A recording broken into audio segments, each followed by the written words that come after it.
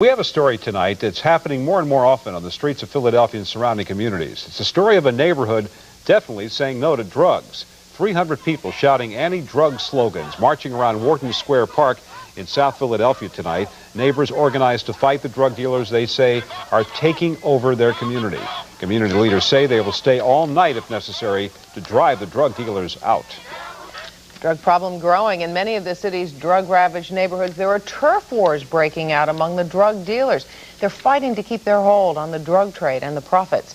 Tonight we get a rare look at this battleground. Pat Battle rides with police officers in the 19th district where the turf war is costing lives.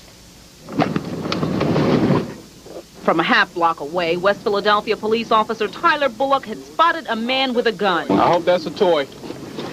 Come here. And this time it was. Do you think we could determine whether this is real or plastic at night? No. You sitting here shining it?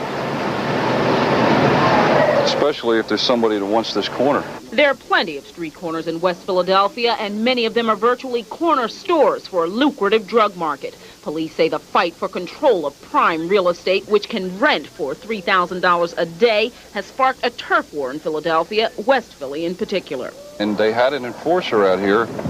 I believe he was arrested. In the span of like 2 weeks, he might have shot 4 or 5 people on these corners, trying to explain to them that these corners were not to be taken, they were for sale. Those turf wars are being fought on and over prime street corners, where on a good night a dealer can bring in as much as $30,000 cash. And here on the West Mill Creek playground, which has become more like a battleground of late, as young urban bandits fight for control of prime territory. A violent group of individuals, and there's no empathy for the community or us senior citizens or children. It's the bottom line is greed, money, and who's going to control the neighborhoods. I have reports of gunfire in a neighborhood and pulled up on location and may see 200 spent shells in one pile on the highway. And some of those bullets have found their marks. 3 weeks ago, a 23-year-old named Brock White was gunned down as he drove through the area police say he once controlled. I don't know who's going to take his place. There's always a new player, somebody else that likes the power.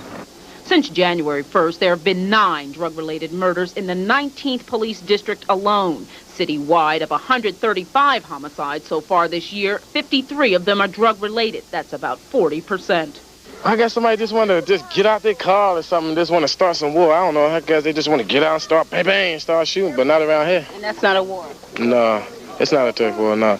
Police say the victims and their killers appear to be from opposing factions, the Junior Black Mafia, Jamaican posses, or just loosely organized corner boys. You got ID say you live there? Yeah, right. Move. The baseball caps signify different groups of people. It signifies what type of drug they're selling, what group they're involved with. Different caps for different corners. At the West Mill Creek playground, one group controls the benches, another the basketball courts, a third the swing sets. Residents say the street lights were shot out long ago.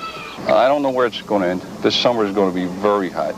We are nowhere near what's happening in Washington or San Diego or LA or New York, but we have that potential unless we beef up the police forces on the street.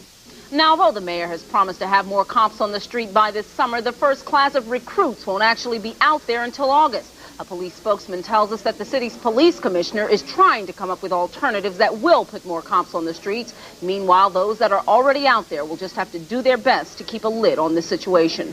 Pat Battle, Channel 10 News.